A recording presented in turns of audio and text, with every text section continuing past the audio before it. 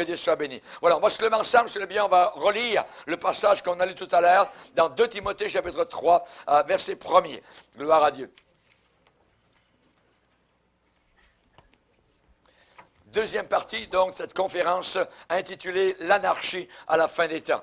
2 Timothée chapitre 3, verset 1er. « Sache que dans les derniers jours, il y aura des temps difficiles parce que les hommes seront égoïstes, amis de l'argent, fanfarons, hautains, blasphémateurs, rebelles à leurs parents, ingrats, irreligieux, insensibles, déloyaux, calomniateurs, intempérants, cruels, ennemis des gens de bien, traîtres, emportés, enflés d'orgueil, aimant le plaisir plus que Dieu, ayant l'apparence de la piété, mais reniant ce qui en fait la force. Éloigne-toi de ces hommes-là. Amen.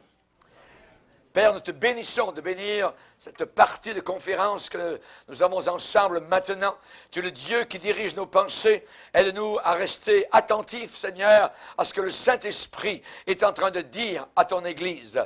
Nous te bénissons, Père, pour les frères et sœurs qui, au travers de la terre entière, écoutent ces conférences. Nous te prions de les encourager. Tu es en train de préparer ton Église, Seigneur, à cet événement formidable, fulgurant, fantastique, qui est l'enlèvement soudain de l'Église du Seigneur Jésus-Christ, en un instant, en un clin d'œil, transporté de la terre jusque sur les nuages et jusqu'à l'entrée de la Nouvelle Jérusalem et jusqu'au trône même du Dieu éternel où nous serons reçus les bras ouverts. Nous te bénissons, Père, pour la joie, l'espérance vivante qui est en chacun de nos cœurs, dans le nom puissant de Christ Jésus, notre Sauveur, qui a été cloué sur la croix du Calvaire au milieu de son sang, qui a été enterré, qui est ressuscité et qui aujourd'hui est monté à la droite du Père. Nous te prions ces choses au nom de Jésus. Amen. Et tout le peuple dit Amen. Amen. Gloire à Dieu.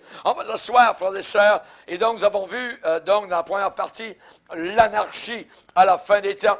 Et nous avons vu particulièrement, donc, le programme, évidemment, de la terre. Ce programme qui est un programme terrible, puisque les hommes, de plus en plus, deviendront amoureux de leur propre personne, égoïstes, ils seront amis de l'argent, donc cupides. L'argent aura une très très grande importance donc à la génération qui sera juste avant l'enlèvement de l'Église, fanfarons, donc son vantards. Ensuite, on a vu qu'ils seraient hautains, donc avec beaucoup d'arrogance, blasphémateurs, ils blasphémeraient littéralement, ils cracheraient sur le nom du Seigneur Jésus-Christ. Et nous passons maintenant donc au 6e point, qui est la rébellion, particulièrement donc vis-à-vis donc des aux parents. Ah, mon chose fonctionne moins là.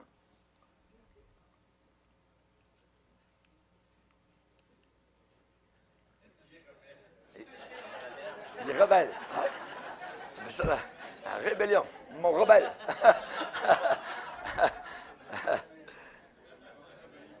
Ouais. Ah, OK, c'est bon.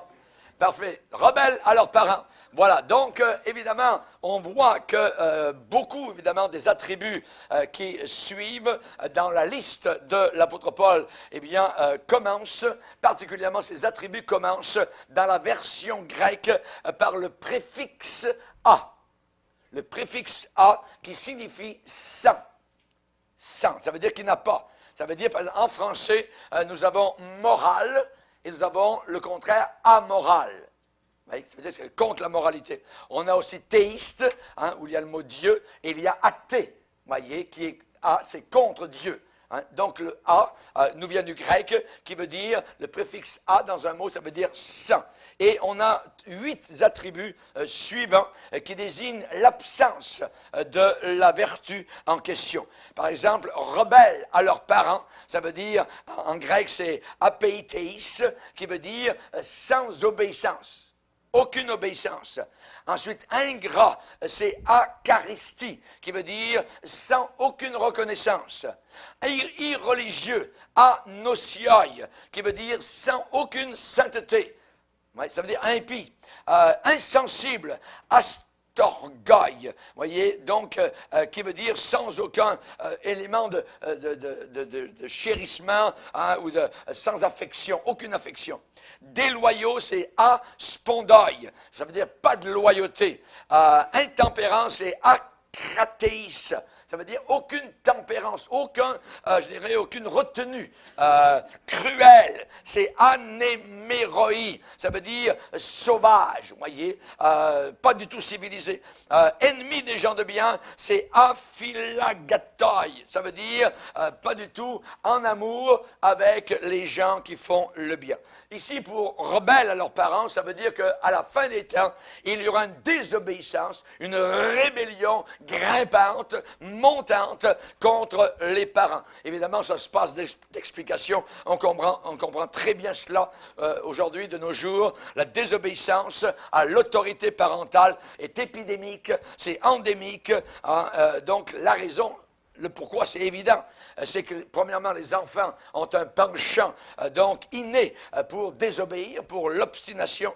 Et ensuite, deuxièmement, une autre raison, c'est l'absence, je dirais, des mamans qui travaillent et longuement au travers de la semaine, des mois, des années, en dehors de la maison. Ensuite, l'échec spirituel des pères, le taux de divorce qui évidemment touche beaucoup le cœur des enfants, la philosophie de l'égoïsme hein, qui est prônée abondamment dans la société moderne, hein, évidemment. Donc, tout cela fait en sorte que de plus en plus, il n'y aura plus aucun respect pour les parents. Ça va s'en aller directement à l'égout. Et il faut savoir que des enfants qui désobéissent à leurs parents, évidemment, n'auront pas plus de scrupules à désobéir à qui que ce soit d'autre. Voyez, aux autorités policières ou quoi que ce soit, ils vont s'en foutre totalement. Donc, rien d'étonnant à ce qu'une génération entière, centrée sur l'égoïsme et l'amour de l'argent, eh bien, deviennent rebelles à leurs parents. Évidemment, donc, on ne devrait pas être choqué devant la rébellion de nos jeunes. Souvent, ils ont regardé leurs propres parents, brûlés d'amour-propre pour eux-mêmes, au point où les enfants, évidemment, souffrent un dommage incalculable.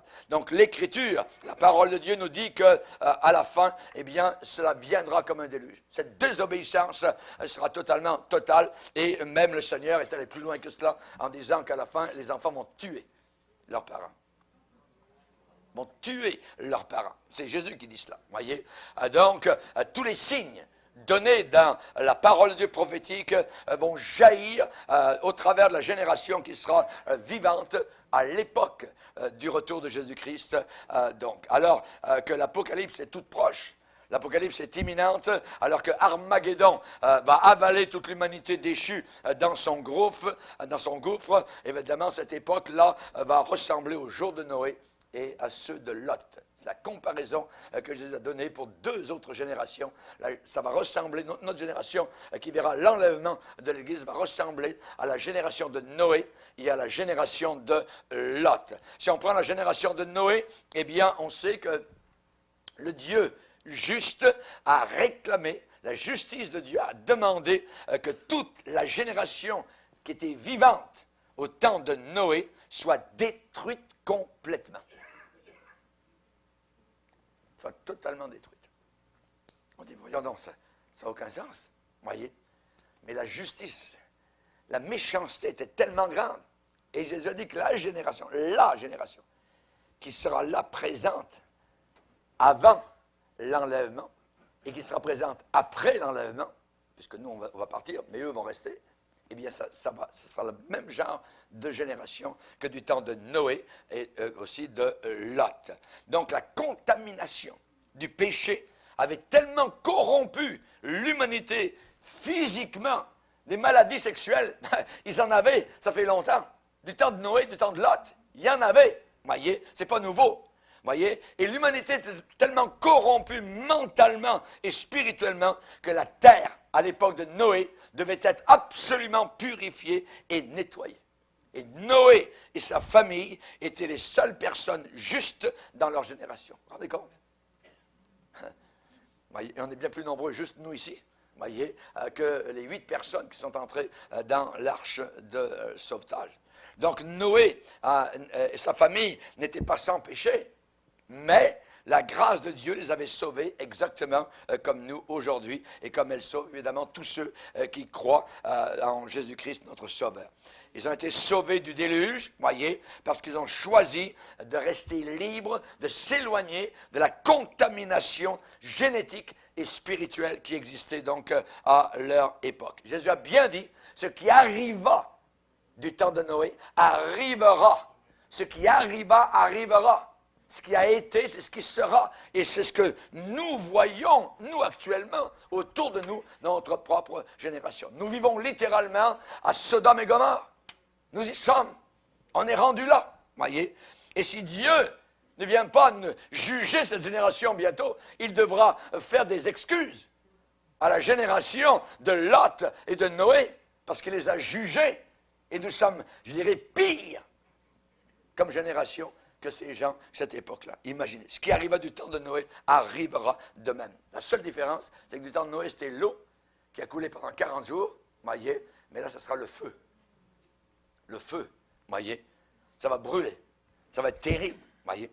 Sodome et Gomorrhe, eh bien, du temps de Lot, évidemment, donc, cette génération a été infectée de façon similaire. Il est dit que les pensées des gens se portaient chaque jour, continuellement, sur le mal. Et l'activité homosexuelle à Sodome et Gomorrhe n'était pas un style de vie alternatif. Non, non, non, non. C'était le style de vie qui prédominait. C'était ça qui prédominait, voyez. Et cette société sodomite, voyez, de cette époque, eh bien, suppurait avec toutes sortes, évidemment, d'autres intersections qui étaient réprouvées de la part du Seigneur. Ça fourmillait, c'était empoisonné totalement comme génération, jusqu'à même vouloir avoir des relations sexuelles avec des anges, rappelez-vous. Quand les anges sont venus à Sodome et Gomorrhe pour avertir Lot, hein, les gens de Sodome, les homosexuels, sont venus devant la porte de Lot. Ils voulaient connaître les hommes qui étaient à l'intérieur. C'était des anges. Ils devaient être très beaux, très puissants, très forts. Ils devaient avoir un éclat. Et ils sont venus voir et dire, hey, Lot, amène les bonhommes, on veut les connaître. Connaître, c'est avoir des relations sexuelles.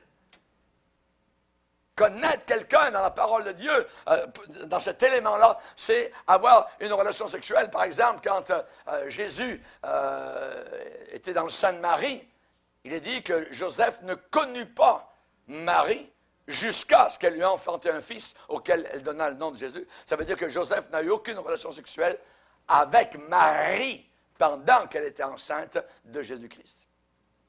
Mais après, Joseph a eu des relations normales, maritales, donc, avec son épouse. Donc ici, quant à Sodome, les homosexuels, les sodomites demandent à Lot, on veut connaître ces hommes. Ça veut dire qu'ils voulaient coucher. Donc, et imaginez, Lot a dit, je vais vous présenter mes filles, vous ferez avec mes filles ce que vous voudrez. La corruption était terrible dans cette ville-là. Voyez, l'homme avait atteint un point de non-retour. L'homme était devenu totalement incorrigible et un Dieu juste se devait de les détruire pour qu'arrive une purification, un nettoyage, un clean-up. Voyez, ce qui arriva du temps de Lot arrivera pareillement.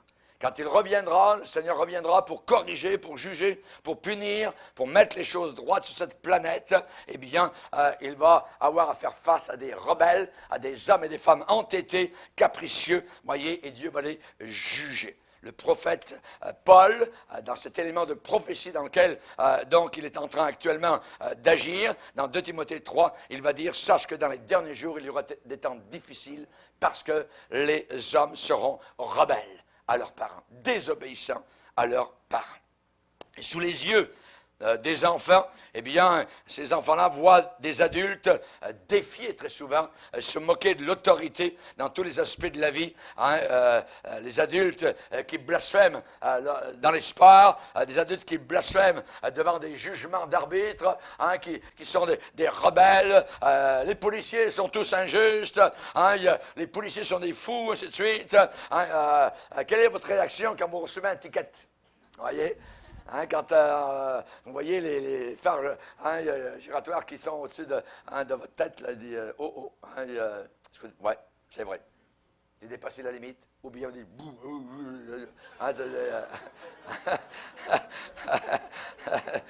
Il y a une actrice, Zaza Gabar, qui a giflé un policier, s'est moqué avec un très grand dédain de la loi devant tous les États-Unis. Imaginez. Ouais, c'est abominable, ouais, mais c'est normal. Les parents aussi qui disent que les profs sont toujours sur le dos de leurs enfants. Ces parents-là refusent la responsabilité d'élever leurs enfants de la bonne manière.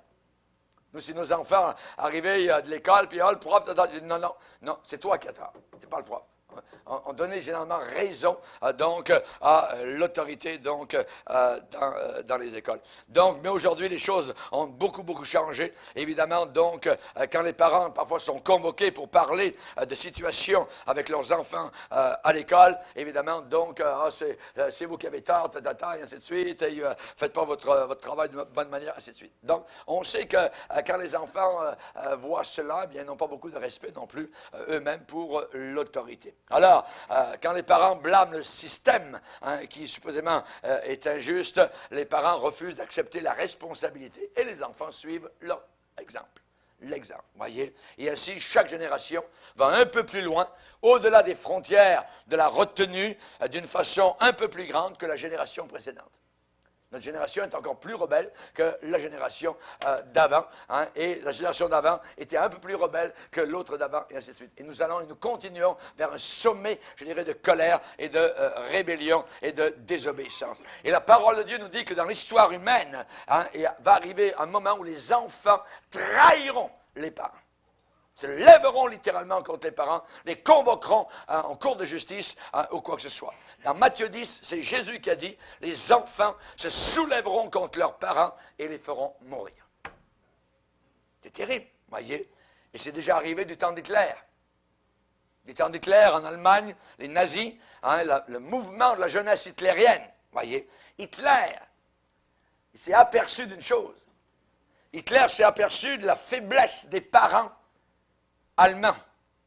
Il leur a enlevé, il a enlevé aux familles les enfants et les a emmenés dans des camps d'entraînement, voyez, à la manière nazie, dans le but de bien les éduquer. Donnez-nous vos enfants, nous allons bien les éduquer. Et les familles ont envoyé leurs enfants, croyant bien faire dans ces camps de formation. Et les enfants sont devenus des outils de l'État pour espionner ceux qui résistaient au régime nazi. Les enfants sont devenus des traîtres. Et ce qui arrive lorsque les parents refusent d'accepter leurs responsabilités, qu'est-ce qui se passe? Alors, à ce moment-là, le gouvernement, voyez, dit, donnez-nous vos enfants, on va vous faire des garderies tant que vous en voulez. Tout est gouvernemental, voyez. On va les éduquer, on va s'en occuper. Vous n'avez pas le temps, vous êtes au travail, allez-y au travail. Mais ces enfants-là reçoivent une certaine éducation gouvernementale, et supposément pour préserver l'ordre des choses, voyez. Et le gouvernement s'occupe de ces enfants-là pour faire la promotion de ce qu'ils appellent le bien-être général. Et pendant la grande tribulation, qui va commencer quand l'Église aura été enlevée, sur la terre, l'Antichrist, le gouvernement mondial et ses associés vont sans doute utiliser les mêmes tactiques que Hitler. Ce sera relativement très facile d'instituer un tel système parce que les parents s'en fichent. Les parents s'en fichent, les parents sont trop occupés à aller faire de l'argent et ne prennent pas vraiment soin de leurs enfants. Alors, c'est la garderie, le travail, ma carrière, mes vacances, et mes vacances aussi, surtout, sans enfants, si c'est possible. Mais pendant ce temps-là, le gouvernement par derrière, lui, va s'en occuper. Et ces enfants-là vont être élevés d'une certaine manière qui vont être capables de trahir les parents, d'emmener les parents en cour et de tuer même les parents s'il le faut. Jésus a dit, laissez venir à moi les petits-enfants. Voyez, vous savez, les classes d'école de dimanche à moitié vides. C'est terrible, ça. C'est terrible, voyez. Pourquoi? Parce que les parents cherchent parfois à faire autre chose le dimanche. Et en faisant cela, ils interdisent aux enfants, ils empêchent les enfants de venir vers celui qui peut les bénir évidemment, donc, les rendre productifs. Le commandement qui a été donné aux parents, n'irritez pas vos enfants, élevez-les en les corrigeant et en les instruisant selon le Seigneur. Aujourd'hui, les parents ne veulent même plus corriger leurs enfants. C'est une très bonne chose d'être corrigé. Moi, je bénis le Seigneur pour mon père qui m'a donné, paf, paf, ça tombait de temps en temps. Hein, et je remercie le ciel pour le bon père qu'il m'a donné. Quand j'étais enfant, je n'aimais pas ça, mais aujourd'hui, je bénis le Seigneur. Voyez, je bénis le Seigneur. Mais aujourd'hui, c'est interdit. En Californie, c'est interdit de donner la fessée aux enfants. Oui, ça fait du bien de temps en temps, une bonne fesse rougie. Vous voyez, aujourd'hui, vous allez en prison. Aujourd'hui, l'enfant, il peut appeler tel numéro, regardez, mon père, il m'a tapé sur les fesses, pas de problème, la police arrive, vous allez en prison. Rendez compte comment on est en train totalement de changer. Les parents qui refusent les commandements de Dieu, du Dieu vivant, risquent évidemment de récolter une moisson amère de désobéissance. Sache que dans les derniers jours, les hommes seront rebelles à leurs parents. Regardez autour de vous. Vous voyez les conséquences terribles de la rébellion qui prennent leur dû sur cette génération de jeunes avec leurs potes, avec leurs drogues, avec leur musique, avec leur sexe, et ainsi de suite. Ils ne connaîtront plus de respect envers leurs parents. Et les enfants, il y a un commandement dans la Bible pour les enfants. Obéissez à vos parents selon le Seigneur, car cela est juste, c'est correct. Honore ton père et ta mère. C'est le premier commandement de la Bible, il y en a 10. Ouais, c'est le premier avec une promesse, afin que tu sois heureux. Pourquoi les enfants ne sont pas heureux aujourd'hui? Parce qu'ils n'obéissent pas à leurs parents. Oui. Afin que tu sois heureux et que tu vives longtemps. Tu vives longtemps. Quand vous avez des enfants qui se suicident, nous étions en mission l'autre jour en Suisse et on a pris des nouvelles de France. Un parent qui a repris son enfant, qui avait, je pense, c'était autour de 11-12 ans. L'enfant n'a pas pris la réprimande de son père. Il est monté dans sa chambre et est allé se suicider. Vous vous rendez compte? Ça n'a aucun sens. Vous dites, comment une telle chose peut-elle arriver? On va voir aussi ce qui a été prédit dans la Bible. Ils seront ingrats. Ingrats. Vous voyez? Ici, c'est un petit peu le petit garçon qui mange la main qu'il nourrit. Vous voyez? Ingrat, ça veut dire sans aucun remerciement. Sans aucun remerciement, sans aucune reconnaissance. Ça veut dire que les hommes croiront que toutes les bonnes choses qui leur arrivent, c'est un dû. Ils les méritent. Ils les méritent. Ils ne s'arrêteront pas pour remercier Dieu pour ses bénédictions. Ils croiront que tout le monde leur doit tout, que Dieu leur doit tout, que le gouvernement leur doit tout, que leurs parents leur doivent tout, et ainsi de suite. Voyez? Et la Bible dit, soyez reconnaissants. Reconnaissants. Mais là, à la fin des temps, eh bien, ils seront ingrats. Ingrats. Après tout, si depuis le berceau jusqu'à leur maturité, les hommes ont été imbus de l'idée que le gouvernement doit les faire vivre, que le gouvernement est la vache à lait, alors ce n'est pas difficile de penser aussi que c'est Dieu qui doit les faire vivre, et ils deviennent quoi? Paresseux. Paresseux. Ils ne veulent même plus travailler. Il n'y a même plus d'honneur à travailler.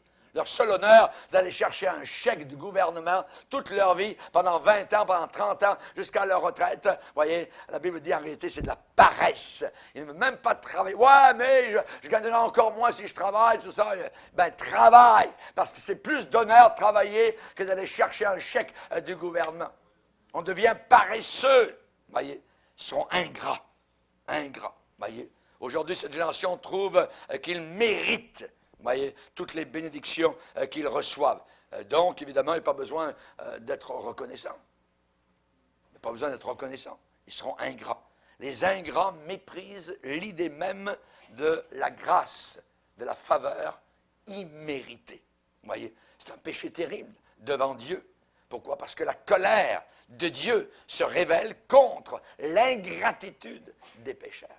La Bible dit dans Deutéronome chapitre 8, quand tu habiteras le beau pays que Dieu te donnera, quand tu mangeras à satiété, quand tu habiteras de belles maisons que tu n'as pas construites, eh bien, ne dis pas en ton cœur, c'est moi, c'est ma force, c'est mon intelligence, c'est mes diplômes. Non, ne dis pas cela. C'est Dieu qui te donnera la force d'acquérir ces choses-là. Tu béniras ton Dieu, tu remercieras ton Dieu pour le bon pays qu'il t'a accordé. Aujourd'hui, on ne remercie plus Dieu. On a une fête qui s'appelle l'Action de grâce et on remercie Mère Nature. Autant remercier Isis ou Osiris, voyez, ou la déesse de je ne sais pas quoi, voyez. On remercie Mère Nature, jamais de la vie. Voyez. C'est Dieu qui fait pousser donc les choses de la terre pour nous nourrir. Tu remercieras ton Dieu. Nous sommes devenus une génération ingrate, totalement ingrate. David a dit, mon âme bénit l'Éternel. N'oublie aucun de ses bienfaits. N'oublie aucun de ses bienfaits. C'est lui qui te bénit, c'est lui qui te pardonne, c'est lui qui te guérit, c'est lui qui renouvelle ta force, c'est lui qui te fait rajeunir au temps de la vieillesse comme l'aigle. C'est lui, c'est lui, c'est lui. Tout vient de lui. Amen. Et nous sommes en lui. Alléluia, gloire au Seigneur. Et je veux vivre en lui, je veux rester en lui, et je veux mourir en lui. Alléluia, gloire au Seigneur. Que Dieu soit béni, que Dieu soit glorifié. Abraham Lincoln, voyez, président des États-Unis, a proclamé officiellement le jour de la fête, un jour de fête nationale, la fête de l'Action de grâce en 1863. Voyez, aujourd'hui, vous écoutez à la radio pour l'Action de grâce, hein, on garde le nom, je trouve que c'est bien encore, on garde le nom, bientôt ils vont l'enlever, voyez, mais aujourd'hui, c'est de remercier Mère Terre, Mère Nature, voyez, remercier Gaïa, et ainsi de suite. Hein. Quel est le diagnostic final, voyez? Comment seront les choses avec exactitude dans la période juste avant le retour de Jésus-Christ? Eh bien, selon la parole de Dieu, eh bien, on peut dire comment les hommes vont se conduire à la fin du monde. Au temps de la fin, dans les derniers jours. Voyez, où est-ce qu'on peut trouver les réponses exactes à cette question? Eh bien, c'est en examinant la seule vérité, je dirais, qui existe, la vérité de Dieu, sa parole infaillible. Ce n'est pas dans le Coran que vous trouvez cela, ce n'est pas dans le livre des Mormons, pas dans les écrits de Zoroaster, voyez, mais c'est dans les écrits de la Bible. C'est là c'est appelé le livre de la vérité dans Daniel, le livre de la vérité. Vous avez la vérité dans la parole de Dieu. Et l'apôtre Paul a décrit avec exactitude, donc, je dirais une exactitude saisissante, hein, précise, les symptômes de la société de la fin des temps. Hein, et donc, cette société qui est en train de donner ses derniers souffles, de lâcher ses derniers soupirs, voyez, cette génération est une morte vivante. Une morte vivante. Voyez, la Bible dit dans Ésaïe, la terre chancelle. Elle chancelle comme un homme saoul, comme un homme ivre. Son péché pèse sur elle. C'est le péché, voyez, qui fait en sorte qu'il y a toutes sortes de problèmes aujourd'hui. Mais on ne veut plus parler de péché aujourd'hui, voyez. Nos psychologues, hein, les enfants de Freud, hein, et ainsi de suite, eh bien, ont trouvé les mots pour dériver, sont de connivence avec Satan pour enlever le mot péché. Et pour trouver toutes sortes de termes, je dirais, et les gens vont dire, ah ouais, c'est un nouveau mot, tout ça. Et puis, comme ça les ébahit, ils sont très contents, et on ne parle pas évidemment de rébellion contre Dieu. Je veux te faire connaître ce qui est écrit dans le livre de la vérité. Daniel 10, verset 21. Je veux te faire connaître ce qui est écrit dans le livre de la vérité. C'est le but de nos conférences. Faire connaître ce qui est écrit dans le livre de la vérité. Vous savez, Dieu aime l'homme, voyez, et veut lui donner la vie, la liberté qui est dans son Fils Jésus. Et Dieu se doit, je dirais, en analyse finale, livrer l'homme, abandonner l'homme à ses passions. 3 fois dans Romains, 1er chapitre, il est dit, God gave them up. Dieu les a livrés, Dieu les a abandonnés à leurs passions infâmes. Cette génération est abandonnée de Dieu. Dieu les a abandonnés. Ils ont changé la vérité de Dieu en mensonge. Ils ont tordu le mariage qui devrait être honoré. Maintenant, c'est femme avec femme, homme avec homme, abominable. Nous allons directement vers un face-à-face avec la divinité. C'est terrible, le jugement. Les symptômes sont clairs et on ne peut pas ne pas les voir. On ne peut pas faire l'autruche. C'est là devant nous. Voyez. L'apôtre Paul ne mâche pas ces mots en les décrivant, et nous les voyons très bien dans notre génération actuelle, car ces choses commenceront à arriver. Donc Jésus a dit, non pas quand ça fera 20 ans, 30 ans que vous serez là, quand ça va commencer à arriver, vous verrez tout à la fois, en même temps, tous ces signes arriver, relevez la tête, relevez les épaules qui peut-être ont été courbées sous le poids des difficultés, relève, voyez, prends un bon respire, parce que quand ces choses commenceront à arriver, votre délivrance, votre rédemption est proche, proche. Alléluia, c'est très proche. Jésus s'en revient. Ah, merci Seigneur. Amen. Gloire au Seigneur. Il n'y a jamais eu une seule génération où tous les signes, voyez, prophétisés pour les derniers jours sont arrivés en déluge, comme ils sont arrivés dans notre génération. Et Jésus-Christ a voulu dire à ses disciples qu'ils vivraient cette période de la fin des temps, qu'ils devraient être constamment en alerte. Veillez, priez, prenez garde, voyez, afin que vous ayez la force d'échapper à toutes ces choses qui vont arriver sur la terre. La force d'échapper. Nous devrions tous avoir la force d'échapper. Voyez? Et on va échapper. Amen. Gloire au Seigneur. Moi, je veux échapper. Alléluia. Merci Seigneur. Jésus a bien dit qu'il reviendrait pour ses disciples lorsque les signes donnés par la prophétie biblique commenceront à arriver. Commenceront à arriver. Il vient comme un voleur. Voyez? Je pense qu'il est plus tard que nous le pensons généralement. C'est plus tard. C'est bien plus tard. Pour les Américains, c'était plus tard qu'ils ne le pensaient. Lorsque les Japonais ont attaqué Pearl Harbor, voyez, les Américains jamais ne pensaient que les Japonais allaient attaquer. Jamais. Mais, ils ont attaqué. Les Américains, qui le dimanche matin, ont regardé le radar, qui était à leur poste pour regarder s'il y avait des ennemis, ont vu un paquet de petits signes sur le radar. À cette époque-là, ils ont dit, non. Il y en a qui a dit, voyons, c'est quoi, c'est le radar qui ne fonctionne pas. Non, ils n'ont pas donné l'alerte, ils ne croyaient pas. Et c'était les Japonais qui arrivaient par centaines pour attaquer. Il y a eu des centaines et des milliers de morts. Nous sommes plus proches du retour de Jésus-Christ que nous ne l'avons jamais imaginé. Il revient comme un voleur. Le voleur n'avertit pas. Nous avons les signes maintenant sous nos yeux. C'est maintenant, c'est ce soir que nous devons relever la tête, nous préparer. Seigneur, je te donne mon cœur. J'abandonne mon péché. J'ai terminé cela. Nettoie ma maison. Je veux te suivre. Je veux lire ta parole. Je veux être fidèle à mes réunions. Je veux être là quand on prie dans l'église. Je veux te servir. Remplis-moi de cet esprit, Seigneur. Je veux me départir du péché, de mauvaises habitudes, d'impureté. Seigneur, s'il te plaît, c'est à toi que je veux m'abandonner totalement. Alléluia, gloire au Seigneur. Nous voyons combien le temps aujourd'hui est très très proche. Nous voyons aujourd'hui les désordres, l'anarchie d'une société totalement déchue à la fin des temps. Et si on regarde les événements actuels, nous devons toujours les filtrer au travers de la parole de Dieu prophétique. Sache que dans les derniers jours, les hommes seront. Donc, c'est sur notre radar. On regarde, oh, on est proche, voyez, ingrat. Ils seront ingrats. Les gens aujourd'hui se servent de l'expression « Oh, vous savez, moi je suis reconnaissant. » Ouais, à qui? Ah, surtout pas à Dieu. Et aujourd'hui, c'est de façon interchangeable avec les mots « Je suis heureux, je suis content, je suis enchanté. » Mais aucun remerciement à Dieu, voyez, et pas du tout dans le sens de remercier Dieu. Peut-être, je dirais que pour être vraiment reconnaissant à Dieu, je crois que pour l'être véritablement, il faut être saint. Il faut aimer Jésus. Vous voyez? Il faut aimer le Seigneur. Hein? Il faut croire que Dieu est le pourvoyeur de toutes les bonnes choses. La Bible parle d'aliments, quand on mange, des aliments que Dieu a créés pour qu'ils soient pris avec action de grâce. Vous voyez, avec action de grâce.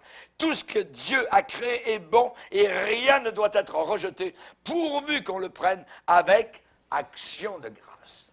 Merci Seigneur pour le bon repas. Merci Seigneur pour la belle conférence. Merci pour les frères et sœurs qui sont déplacés de loin pour venir entendre ta parole. Merci pour les affamés de la parole de Dieu. Merci pour ton peuple, pour ton Église qui est vivante, qui est là parsemée quelque part, des âmes qui aiment véritablement le Seigneur Jésus-Christ et qui vont le suivre jusqu'à la fin.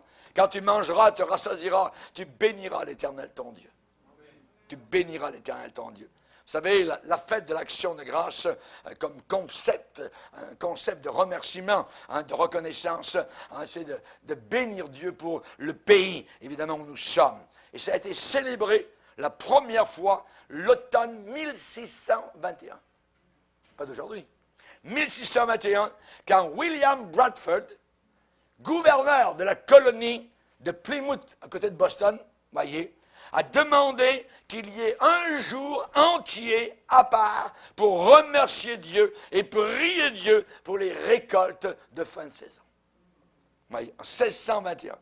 Et graduellement, il y a d'autres colonies en Nouvelle-Angleterre qui ont fait la même chose et qui ont adopté cette pratique. C'était des gens pieux. D'où venaient-ils? Ils avaient échappé aux persécutions d'Europe. Ils avaient pris le bateau, ils étaient venus dans ce nouveau pays et ils voulaient vivre librement avec la Bible entre les mains. Et c'est la raison pour laquelle, en l'espace de 100, 150 ans, les États-Unis sont montés à un niveau, je dirais, mondial, première nation, parce que les pères fondateurs voulaient honorer la Bible sur le continent nord-américain. Aujourd'hui, la Bible est mise de côté, voyez, les lois sont anti-Bible, anti-Christ, et les États-Unis redescendent de nouveau, au plus bas, avec d'autres nations. Ces gens-là, qui étaient venus d'Angleterre, voyez, et qui sont venus sur les rivages d'Amérique du Nord, c'était surtout pour avoir le privilège d'adorer librement le seul vrai Dieu. Ils savaient donc à qui ils devaient toutes les bénédictions qu'ils avaient reçues. Et ils voulaient remercier Dieu, voyez, et ils avaient des actions de grâce envers le vrai Dieu, envers l'unique Dieu du ciel, parce qu'ils cherchaient à être saints, à être droits devant ses regards. Et comme nous sommes bien, bien loin aujourd'hui, comme nation, je dirais, comme monde, de cet automne de 1621 d'actions de grâce. Mais nous, comme chrétiens évangéliques, remercions le Seigneur. Adorons-le, soyons reconnaissants, voyez. Les gens sont orgueilleux des choses accumulées, des choses accomplies, des choses atteintes. Et de temps en temps, ils sont reconnaissants, pas à Dieu, mais vers telle personne ou telle institution, jamais vers le Seigneur. Voyez, parce que pour être véritablement reconnaissant à Dieu, il faut être saint, il faut être à part, il faut croire que c'est Dieu qui pourvoit toute bonne chose. Nous sommes arrivés dans une génération d'ingrats, d'ingratitude, d'impies. Et la Bible dit dans Romains 1er chapitre, ils sont inexcusables. Ça veut dire qu'il n'y a pas d'excuse devant Dieu. Inexcusables parce qu'ils ne l'ont pas glorifié comme Dieu et ils ne lui ont pas rendu grâce. Ils n'y ont pas rendu grâce. Alors ils se sont égarés dans leurs pensées et leur cœur sans intelligence a été plongé dans les ténèbres. Dans les ténèbres. Se vantant d'être sages, ils sont devenus fous. C'est notre génération. C'est notre génération, ingrat. Voyez, ils ne connaissent pas le Dieu de la Bible et ils ne cherchent pas à le connaître. Et la seule façon de connaître le Père, c'est de connaître le Fils Jésus-Christ. Je suis le chemin, a dit Jésus. Je suis la vérité, je suis la vie. Personne ne vient au Père que par moi. Que par moi. Ensuite, cette génération seront irreligieux. Irreligieux. Voyez, c'est un livre qui a paru dernièrement, Heureux sans Dieu. J'ai ouvert quelques pages de ce livre, c'est abominable. C'est satanique, c'est diabolique, voyez. Radio-Canada en a fait la promotion, c'est terrible. Un autre livre, Là-haut, il n'y a rien. Alors, attends, tu vas voir s'il n'y a rien, voyez. Et ensuite, le petit saint, et ensuite, c'est un homme. Ouais, ça veut dire que votre grand-père, votre grand-père, il est encore en train de se balader là-bas dans la jungle africaine, quelque part. Voyez. Irreligieux, ça nous amène littéralement, donc, à la racine du problème. Voyez. Ça veut dire ne pas vouloir croire que Dieu existe, que nous sommes des créatures de Dieu. En réalité, pour eux, ça veut dire qu'il n'y a aucun compte à rendre à Dieu. Quand ils vont mourir, c'est rien. Tu es un animal évolué, c'est tout. Voyez. Donc, ce n'est pas seulement la notion d'irreligion, c'est la notion de grossière indécence. Voyez. Ce mot, anosias, irreligieux, c'est pour désigner celui qui était incestueux. Ça va loin, voyez. Ou qui refusaient d'enterrer un cadavre. Laisser le cadavre en plein jour, voyez. Anosias, irreligieux, c'est ceux qui, poussés par leur égoïsme, veulent gratifier leur convoitise, leur passion de toutes sortes, aussi pleinement que possible, sans se soucier des convenances, de la décence ou de la réputation quelconque. On regardait le jour une nouvelle avec mon épouse, c'est abominable. Il y avait une classe de jeunes filles. Il y avait 2 jeunes filles. Il y en avait une devant les autres. Il y en a une qui était couchée à terre, le visage vers une autre jeune fille qui était couchée sur elle, en train de l'embrasser. C'était abominable. L'indécence totale. Voyez. Rappelez-vous Pharaon devant Moïse. Qui est l'Éternel pour que j'obéisse à sa voix? Je ne connais pas l'Éternel et je ne veux pas le connaître. C'est exactement ce que cette génération est en train de dire. Irreligieux. Irreligieux. Sans foi ni loi. Oui. Nous sommes des animaux évolués.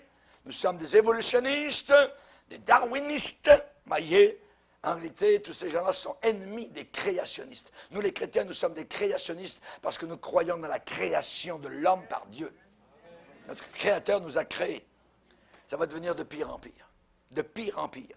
Et Paul a prophétisé sous l'inspiration du Saint-Esprit, les hommes méchants et imposteurs, c'est-à-dire séducteurs, avanceront toujours plus dans le mal, égarant les autres et égarés eux-mêmes.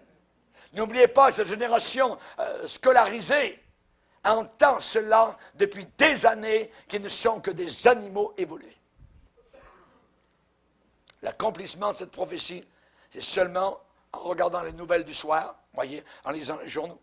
Les premières pages de nos magazines n'ont jamais assez de place pour donner assez d'espace adéquat pour contenir toutes les histoires, voyez, qui coulent évidemment des services de nouvelles au travers du continent nord-américain et dans le monde entier. Il y a de très rares exceptions aujourd'hui dans le monde. On a l'histoire de quelques personnes faisant un acte d'héroïsme, voyez, ou de bravoure. La norme, tous les jours, sont les mauvaises nouvelles.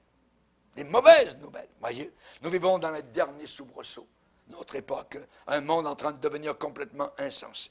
Et Jésus lui-même a prédit dans les Écritures qu'arriverait une époque à la fin des temps, si Dieu n'intervenait pas lui-même, personne ne serait sauvé. Vous vous rendez compte? Matthieu 24, verset 22. Jésus a dit, voici, je vous l'ai annoncé d'avance. Ça veut dire, je vous l'ai prédit, dit à l'avance, prédit. Je vous l'ai annoncé d'avance. Aujourd'hui, le monde pense que la vérité de la Bible, voyez, que Jésus-Christ est l'unique chemin vers Dieu. Hein, pour ça, c'est trop étroit, c'est fermé, c'est obtus, c'est dépassé, c'est vieux jeu. Voyez, ce concept de Jésus, seul et unique sauveur, n'est pas tolérable, ne sera plus toléré par des gens branchés, des gens allumés au 21e siècle. Voyons donc, vous êtes donc dépassé. Hein? C'est ce qu'ils nous disent.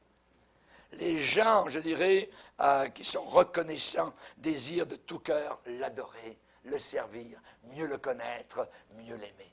Amen. Ça, c'est notre but comme chrétien. Josué a défié sa génération et leur a dit, choisissez aujourd'hui qui vous voulez servir. Si vous voulez servir les dieux des nations, allez-y. Mais moi, ma maison, nous servirons le Dieu éternel, le Dieu véritable. Amen. Gloire au Seigneur. L'homme, évidemment, est obsédé par beaucoup d'autres choses que le Dieu de la Bible, et ce sont les dieux de cette génération rebelle, ingrate et impie. Nous croyons qu'il y a un seul Dieu et un seul médiateur entre Dieu et les hommes, et c'est Jésus-Christ. Nous croyons le message, la prédication de Pierre à la Pentecôte, où il a dit, il n'y a de salut en aucun autre. Il n'y a de salut en aucun autre, car il n'y a sous le ciel aucun autre nom qui a été donné parmi les hommes, par lequel nous devions être sauvés. C'est Jésus. Il n'y a rien d'autre. Irreligieux. Ensuite, l'apôtre Paul continue en disant, ils seront insensibles. Insensibles, voyez, insensibles.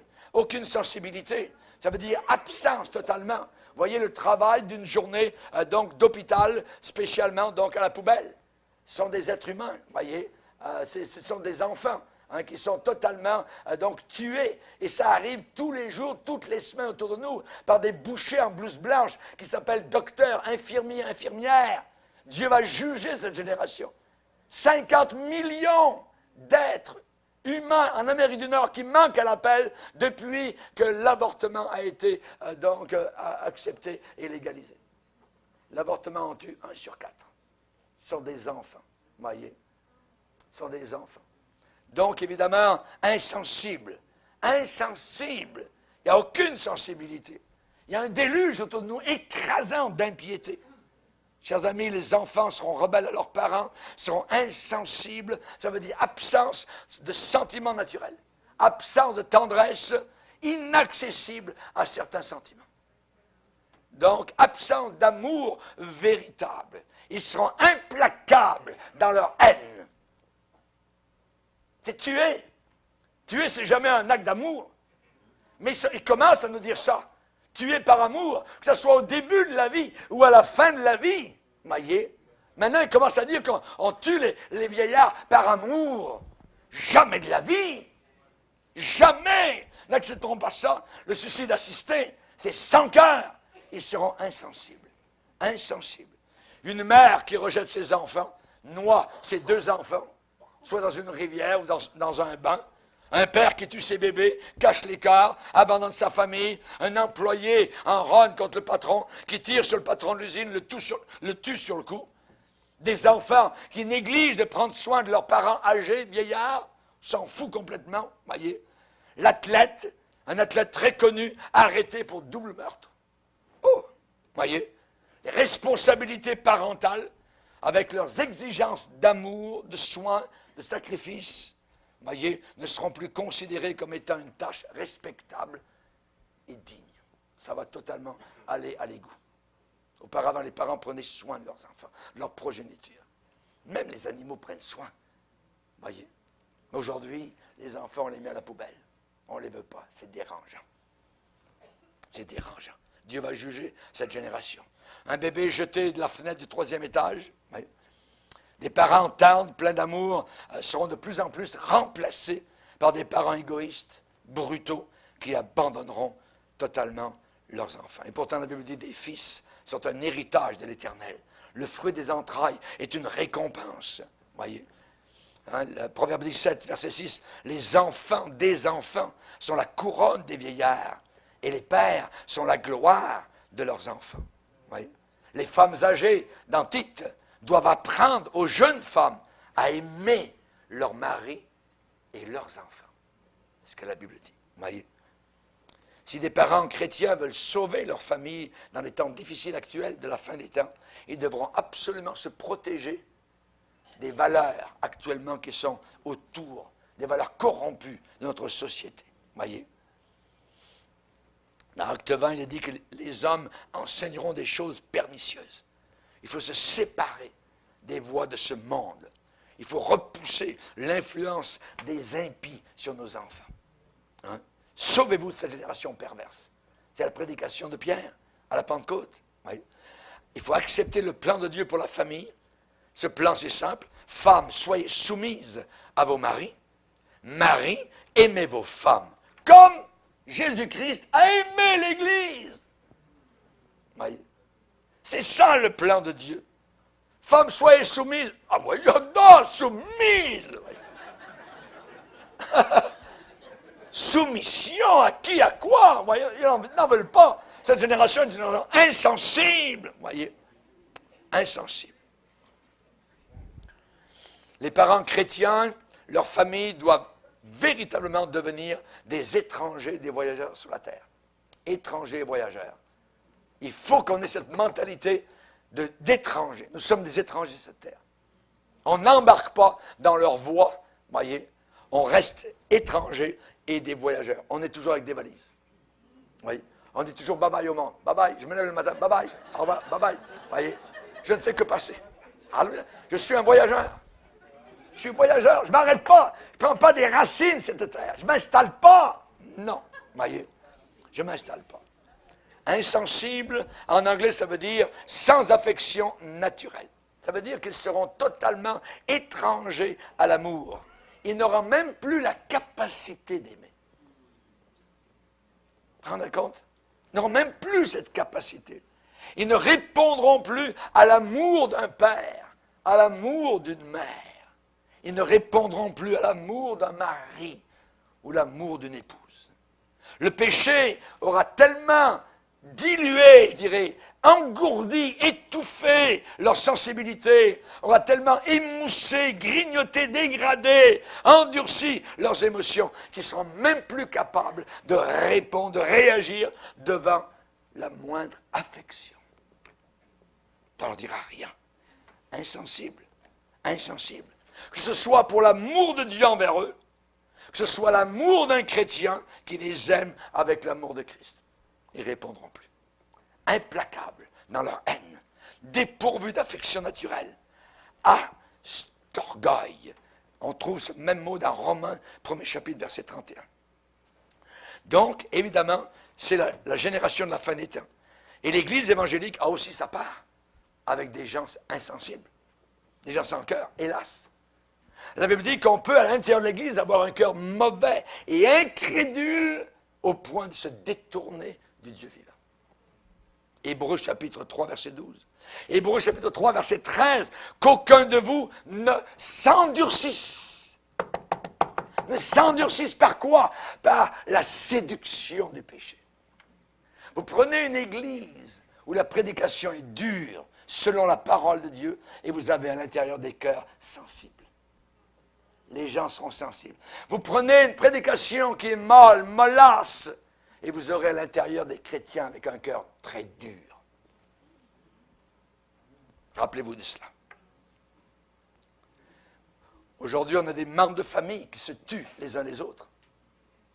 On n'entendait pas cela dans la génération précédente, ou si peu. C'est régulier. Des bébés vendus, des bébés démembrés par leur propre mère, noyés dans l'eau du bain.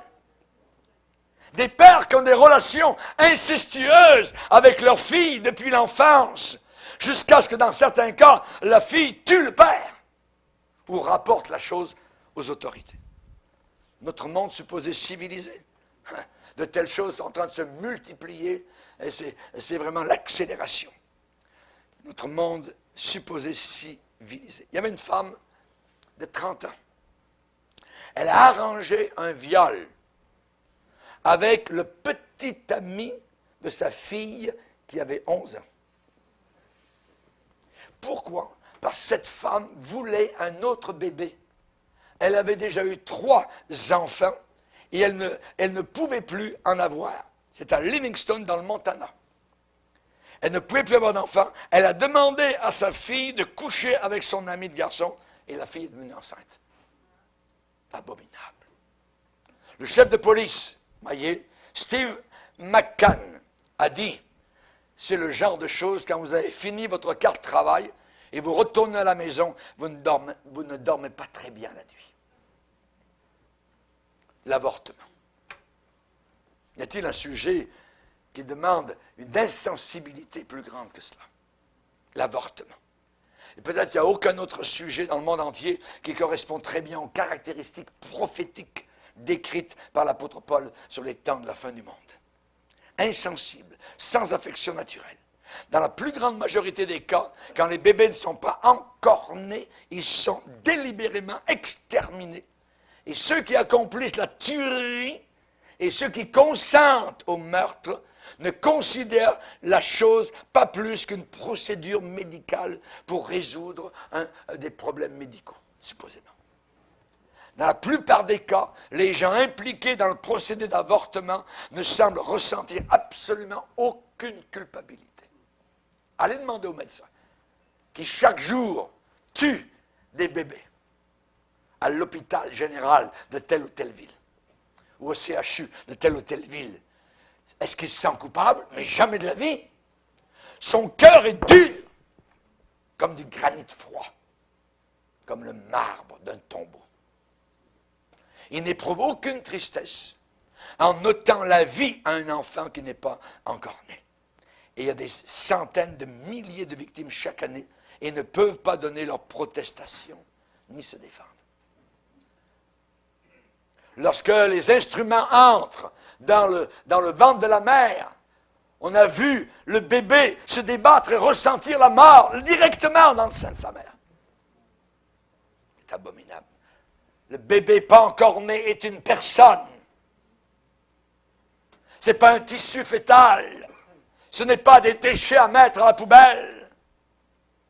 C'est symptomatique d'une génération totalement insensible, sans affection naturelle, indifférente. Et cette attitude qui est très légère et frivole sur la vie humaine, évidemment, quand on considère des bébés qui ne sont pas encore nés comme des choses, qui n'ont pas d'entité réelle, comme des nuisances à être éliminées, ils les mettent à la poubelle. À la poubelle. On les considère comme des tissus, parfois, à être utilisés. Un fœtus mort pour aider, pour traiter la maladie de Parkinson. Ah, ils sont gentils. Précisément, c'est ce que la parole de Dieu a déclaré, qui prévaudrait dans la génération qui vivrait dans l'époque, qui serait juste avant l'Apocalypse. Nous sommes juste avant l'Apocalypse, nous sommes juste avant Armageddon et le retour de Jésus-Christ sur terre.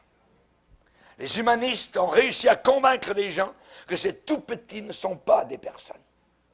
Ils ont réussi à convaincre que ce n'est pas des gens, mais que ce qui n'est pas encore né n'est pas encore humain. Et les gens croient cela. Les humanistes sont des ingénieurs sociaux. Ils veulent sauver la planète Terre, voyez, par les efforts humains, en dehors totalement du Dieu Tout-Puissant. Jésus a dit, sans moi, vous ne pourrez rien faire. Sans moi, vous ne pourrez rien faire. Leurs valeurs philosophiques n'ont aucun absolu, aucune moralité, et leurs valeurs n'ont aucune valeur. Ils disent quelque chose de diamétralement opposé à ce que Dieu déclare et ce qu'il a dit au prophète Jérémie. Jérémie, avant que je t'eusse formé dans le ventre de ta mère, je te connaissais. Avant que tu sois sorti de son sang, je t'avais consacré, établi prophète des nations. Le fœtus était quelqu'un qui s'appelait Jérémie. Amen.